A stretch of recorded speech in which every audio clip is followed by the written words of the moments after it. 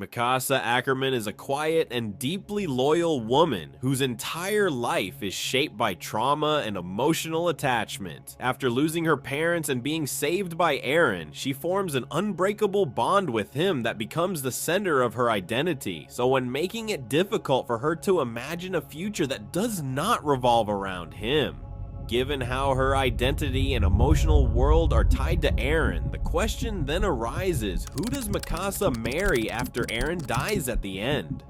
When the final pages of Attack on Titans were dropped, the fans of Attack on Titans didn't stay silent, but they rushed in with their personal theories that suit their own wishes on how AOT should have ended, but was further from the truth, only because Isayama did not clarify in detail who the man and the baby were, or if that was Mikasa, and standing just behind her, an anonymous man. Some of the fans suggested it was Armin, the others swore it was a random civilian, some insisted Mikasa never married at all and remained a virgin till death, and the answers, Isayama never gives a direct answer, and that's intentional. Attack on Titan has never been a story that hands things to the audience. Isayama doesn't spell everything out, he expects you to pay attention. If you slow down, stop projecting what you want to see, and actually look at what's on the page, the answer isn't blurry or vague at all. It's there, clearly shown through context and symbolism. So let's stop arguing emotionally and start looking at it logically with facts. Now people who say that Mikasa remained a virgin don't understand the ending of Attack on Titan properly, because Mikasa's ending isn't about romance only, it's about freedom. If Mikasa remained alone forever, trapped beneath that tree, living only for a dead man, then Eren failed his purpose. Not as a soldier, not as a revolutionary, but as someone who wanted the people he loved to live. So before we even ask who Mikasa ended up with, we have to ask something more uncomfortable.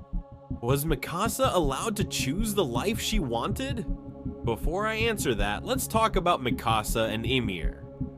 To understand Mikasa's fate, we have to talk about Ymir Fritz. Isayama didn't parallel these two women by accident. Both loved monsters, both were bound by devotion, both were trapped in trauma disguised as love. Ymir loved King Fritz, a man who abused her, enslaved her, and used her power to dominate the world.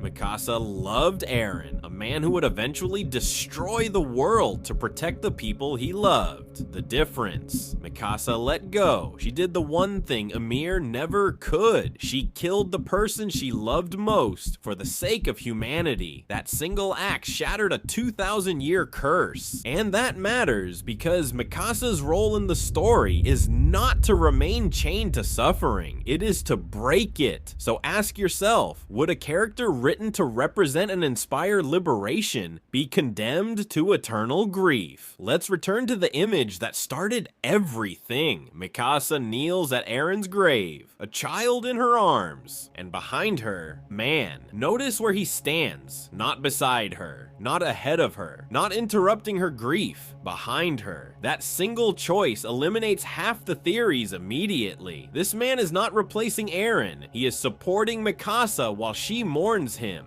That already tells us he is someone who understands Eren's importance, someone who accepts that Mikasa's heart will never be untouched by Eren.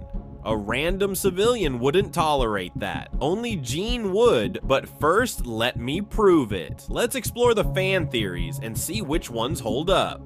Fans usually land in one of three camps. Let's dismantle them. Theory 1 is that the man in the drawing is Armin. This theory feels emotionally safe. Armin, Mikasa, and Eren were the trio. Of course, Armin would visit Eren's grave, but this theory collapses the moment you look at the art. Armin's design at the end of the series is consistent. Short, rounded haircut, light blonde hair, slender build, and he rarely wears hats. The man in the final scene, noticeably taller than Mikasa, wearing a hat, light pinkish brown hair, sharp undercut with a longer top. That hairstyle belongs to one character post-time skip, Jean Kirstein. Even the height difference matches the canonical gap between Jean, 190 centimeters, and Mikasa, 176 centimeters. And then there's the baby. Mikasa isn't holding the child like a caretaker, she's holding the child like a mother. That's maternal love on display. And the baby has dark hair, which immediately rules out Armin and Annie. Narratively, Annie being absent while Mikasa cradles her child at Eren's grave makes no sense. This theory doesn't hold at all. Theory 2 is Mikasa married a random man. Some fans argue the man doesn't matter, that he's intentionally anonymous, but Attack on Titan doesn't waste panels. It would be deeply strange for a random man, someone who never knew Eren, to repeatedly visit his grave. Even characters like Peak only visited as part of official delegations. For Mikasa to meet a stranger, marry him, have a child, and bring him to mourn Eren together.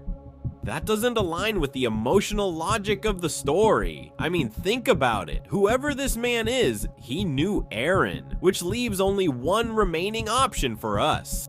Theory 3 is Mikasa and Jean built a life together after Eren's death. This is the theory people resist, not because it lacks evidence, but because it hurts to admit it. Let's start with character design. The man in the scene has Jean's exact hair color, Jean's post-time skip hairstyle, Jean's height, Jean's familiar hat. Jean's formal attire from the ambassador scenes. Isayama is inconsistent with scale, as we all know, but he never messes up hairstyles. If this were a random character, he wouldn't be coded with the visual language of a main cast member. But design alone isn't enough. We need motive and intention. Now let's talk about Jean's dream, and that is the foreshadowing everyone ignored. In chapter 127, Jean dreams, not of war, not of heroism, but of a peaceful life in the interior, wine, comfort, and a family. In that dream, he is holding a child, and beside him stands a woman with dark hair and a scar on her cheek, and that is Mikasa. This wasn't subtle, this wasn't coincidence. Isayama showed us John's subconscious desire way before the ending, right in the middle of the rumbling arc. John didn't dream of replacing Eren, he dreamed of life after Eren. John loved Mikasa without doubt. John loved Mikasa from the moment he met her. But unlike Eren, Jean never believed he owned her. He never demanded her attention, never tried to pull her away out of spite, never resented her devotion at all. Jean understood the weight of that scarf. He was there when Eren first transformed, there when he lost control, there when Mikasa suffered most. A random husband wouldn't accept that shadow. Jean would, because Jean respected Eren, not as a rival, but as a comrade. The flowers were Isayama speaking without dialogue.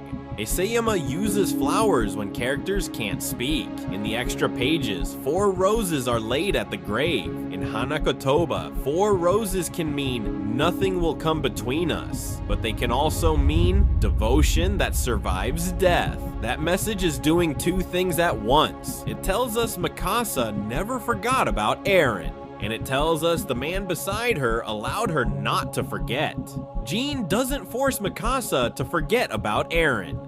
He makes space for him. The ring, the bandage, and misread symbols. Fans obsess over the ring. Is it a purity ring? Is it a wedding ring? Is it even there? Here's the truth. In Japan, silver rings usually symbolize commitment, not virginity. And more importantly, the ring wasn't even in the original manga. MAPPA added it subtly, and they didn't emphasize it. When Isayama wants something to matter, he repeats it. This detail wasn't meant to scream.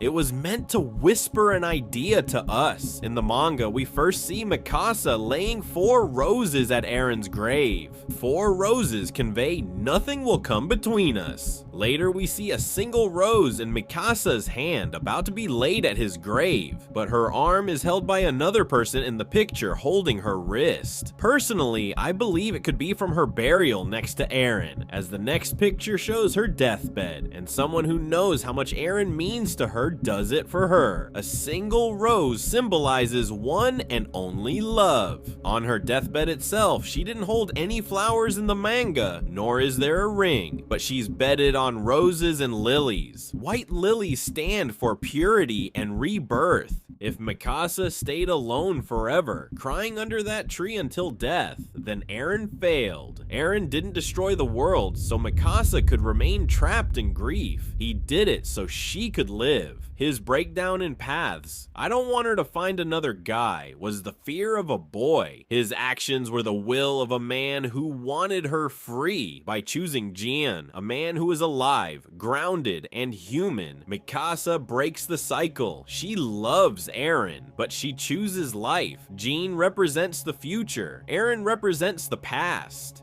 So, do we know it was Jean?